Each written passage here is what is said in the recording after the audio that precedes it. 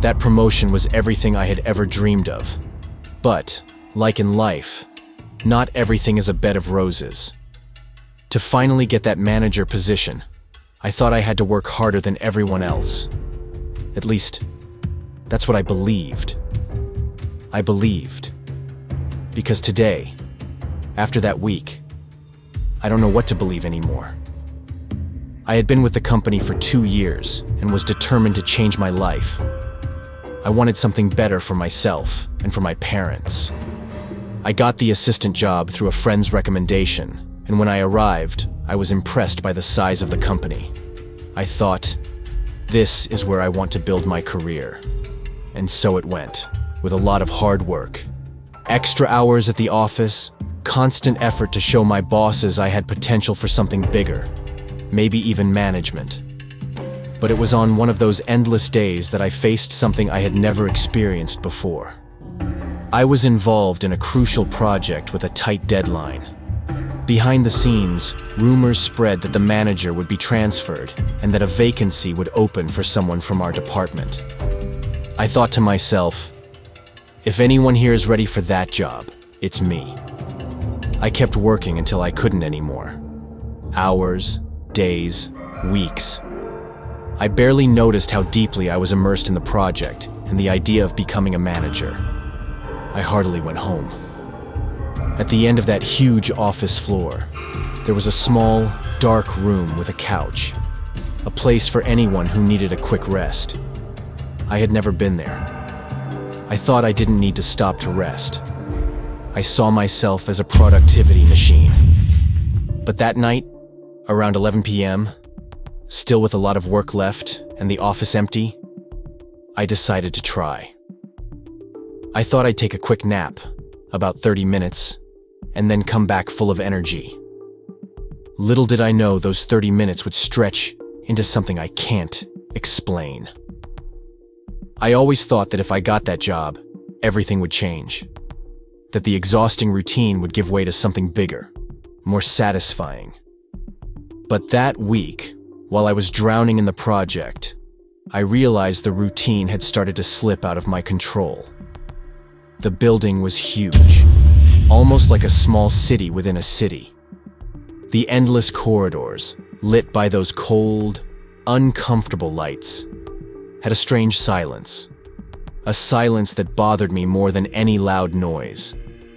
It felt like the place was breathing in its own way, like it had a hidden life. My office was in the middle of the main corridor. A small room with tall windows looking out at the other company building. I liked to look out those windows, especially when I felt the weight of the hours was too much for me. But that night, looking outside, something felt different. Like the building across was either too far, or maybe too close. The smell inside was a mix of cold coffee, wall paint, and a slight metallic touch I couldn't quite identify. It was a smell I barely noticed anymore. But suddenly, that night, it seemed to warn me something wasn't right. People had left hours ago, and I was still there, trying to finish a spreadsheet that refused to make sense. The office silence was broken only by the sound of my fingers on the keyboard and the constant ticking of the wall clock. I used to focus on that sound to calm myself, but that night, it made me nervous. Then, for the first time, I heard something strange. Maybe a soft whisper, or the sound of very light footsteps in the hallway. I looked toward the door, expecting to see someone, but there was no one there. The hallway remained empty, lit only by the light spilling from my office. I thought my mind was playing tricks, or that exhaustion was starting to affect my judgment. I tried to concentrate, but the feeling of being watched wouldn't leave me alone.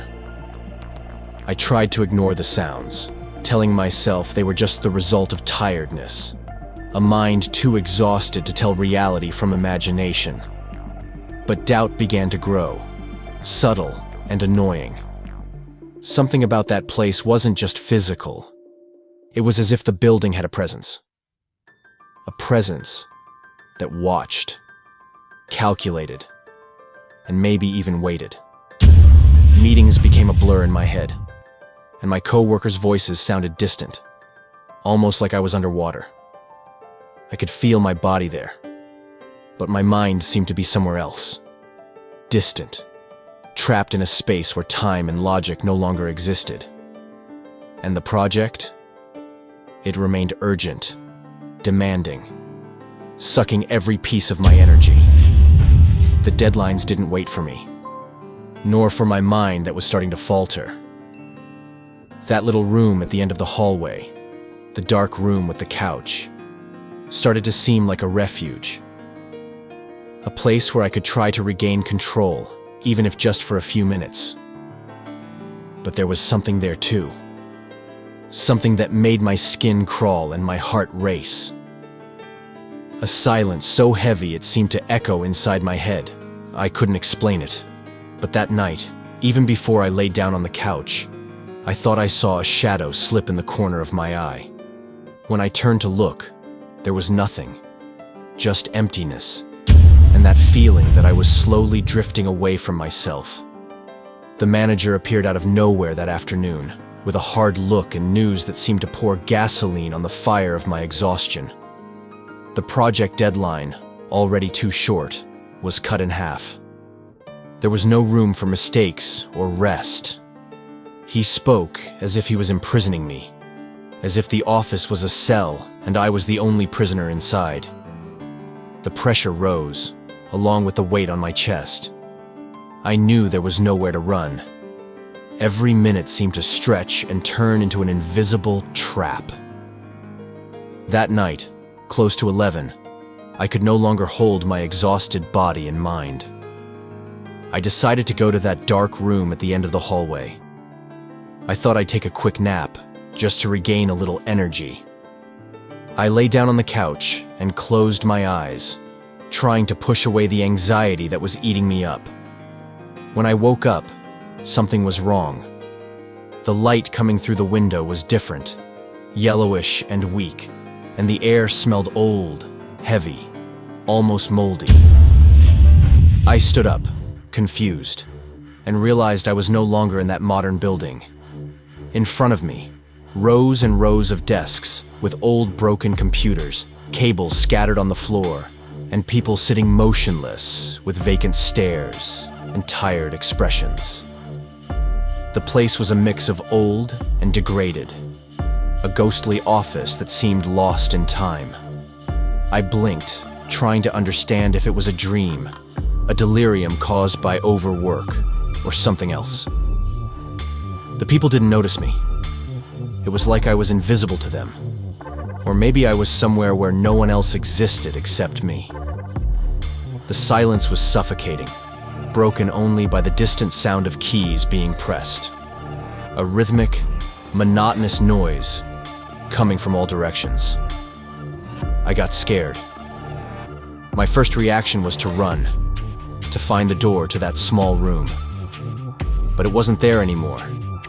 The door had simply disappeared. That's when I realized I was trapped somewhere I couldn't identify. I didn't know if it was a nightmare caused by exhaustion, but one thing I knew for sure. This place was dark, deep, and maybe I was stuck there. After walking through those rows of desks and old computers, I noticed I wasn't completely alone in that strange place. There was a young guy there, somewhat scared, wearing simple clothes. He looked like an intern, someone who, like me, seemed trapped there. He approached slowly, almost trying not to make a sound. When he spoke, his voice was low, almost a whisper. "You're stuck here too, right?" I wanted to answer, but the words wouldn't come out. He continued, with a look that was part desperate, part determined. "There's something here nobody wants to see. Something that chases those who don't do what they're supposed to do and devours anyone who tries to run." I didn't need to ask anything more. That place had a heavy presence, a terrifying thing that was waiting for us to mess up.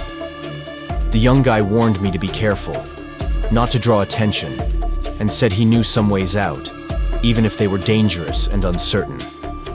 I'd have to trust him because the way things were, I wouldn't make it out alone. I didn't know if I could trust him, but I had little choice. Being alone in that place only made the fear worse.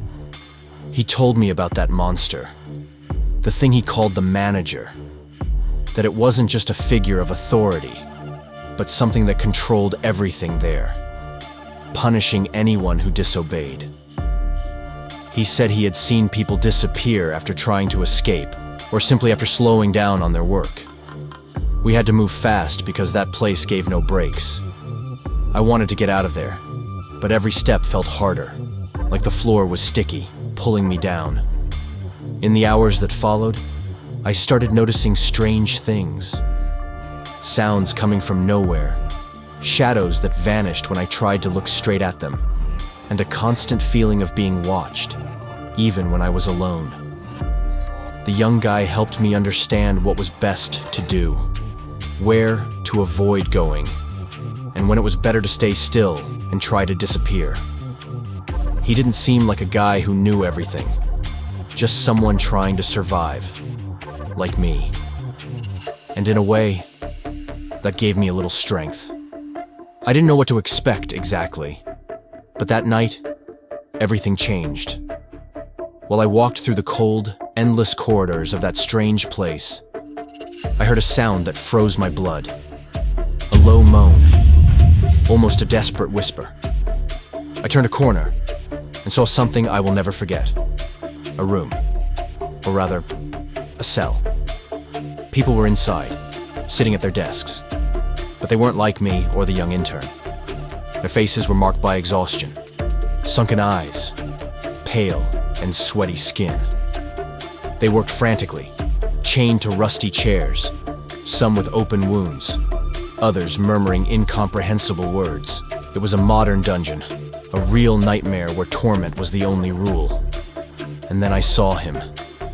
The manager, or whatever thing wore his shape, appeared in the shadows, bigger than any human, with a grotesque figure that made the ground seem to shake with each step.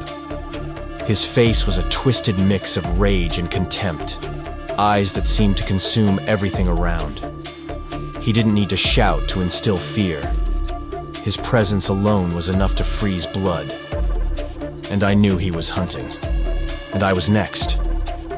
I ran, but it was useless. The maze seemed to close in. Corridors shifted places, and the sound of those monstrous footsteps grew closer and closer. The young intern tried to guide me, but even he seemed scared, almost as if that monster could bend the rules of that world. It was a desperate chase through shadows and echoes, until I found a small crack of hope, a door that looked different from the others, a possible way out. I knew that to cross it I would have to leave a lot behind, maybe even my sanity. I could barely breathe. The place was suffocating, and the heavy silence seemed to scream inside my head. I looked at the young intern and with a trembling voice asked, "What is this place? Where are we?" He looked me in the eyes, serious, and said, "It's Zarathiel." The words sounded strange, unknown, but he didn't explain anything else. He just stood there, looking ahead, as if speaking more would be dangerous. I wanted to understand, but there were no easy answers. Only the weight of that name echoing in my mind and fear growing in my chest. As we walked through corridors that seemed to stretch endlessly, I saw more people trapped, faces marked by despair, bodies that seemed like they couldn't hold on anymore, yet they kept working non-stop, like shadows. Every time I looked back, I felt something was there, lurking, waiting for the right moment to strike. The young intern grabbed my arm and said, "You have to keep going. You can't stop."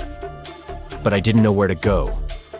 Every step was a fight against despair, and the only thing I could think of was getting out of there, even if it meant going into worse. As we walked down another dark corridor, something caught my attention. A half-open door, with a crack letting out a weak, flickering light. I don't know why, but my gaze was fixed there. I approached slowly, trying not to make a sound, and peeked through the crack. What I saw froze me. The manager was inside.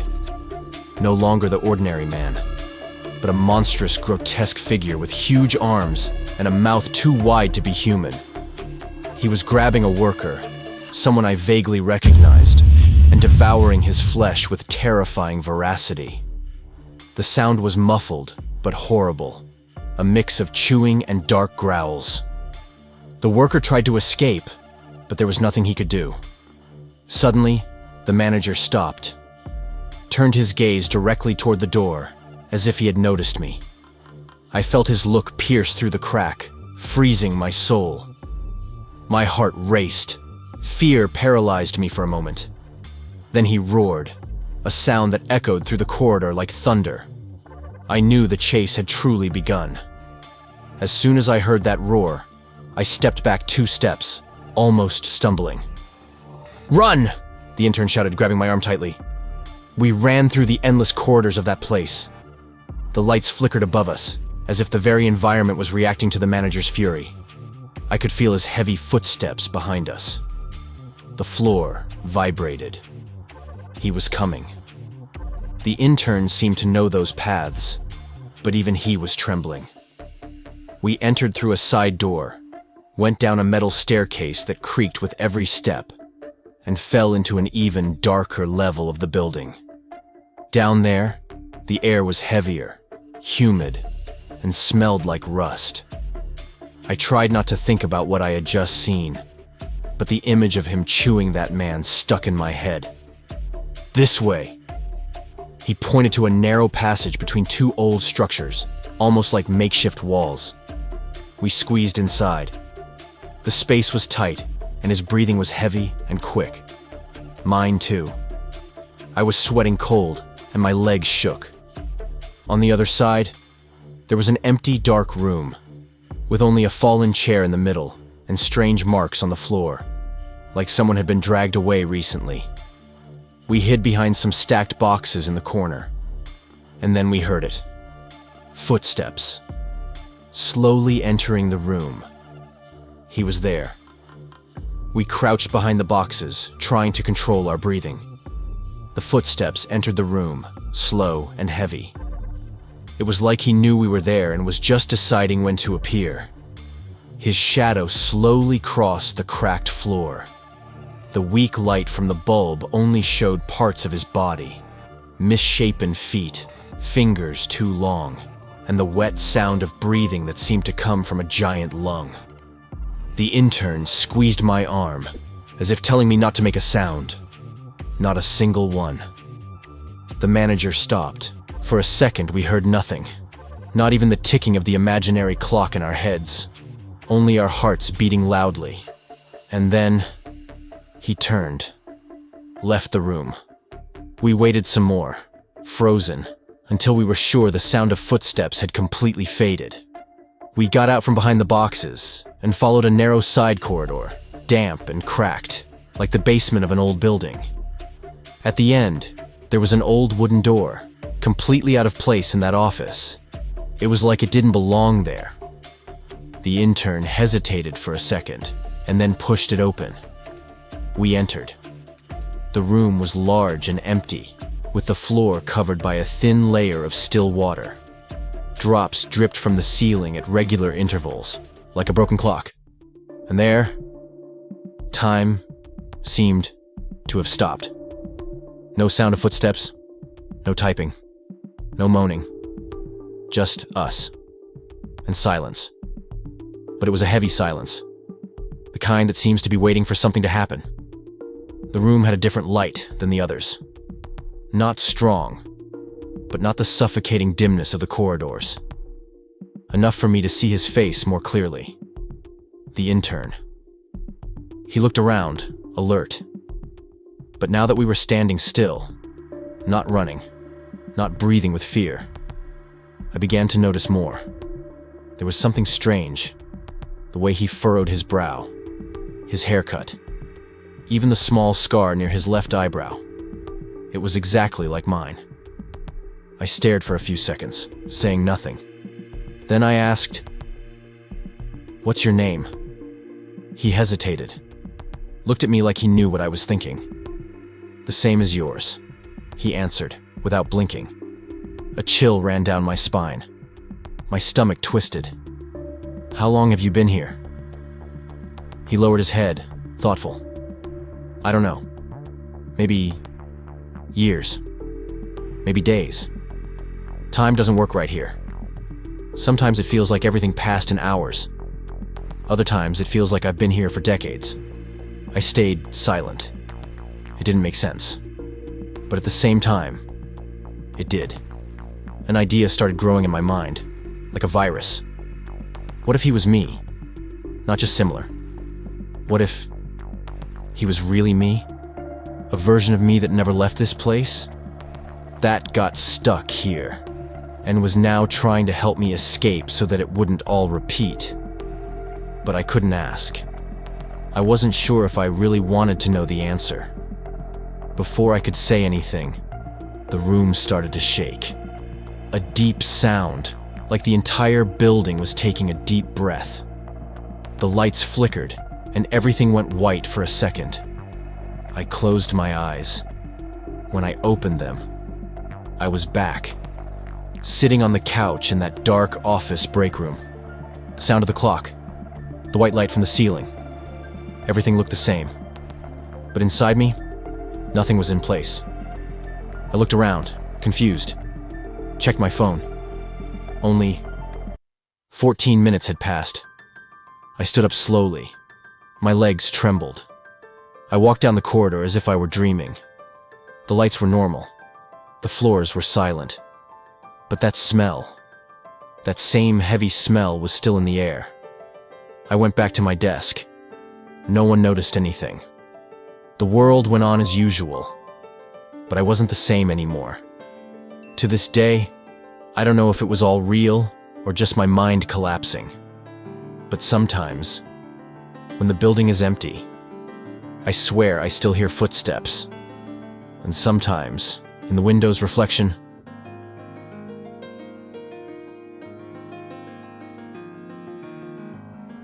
I see him, the intern, looking at me, with my face.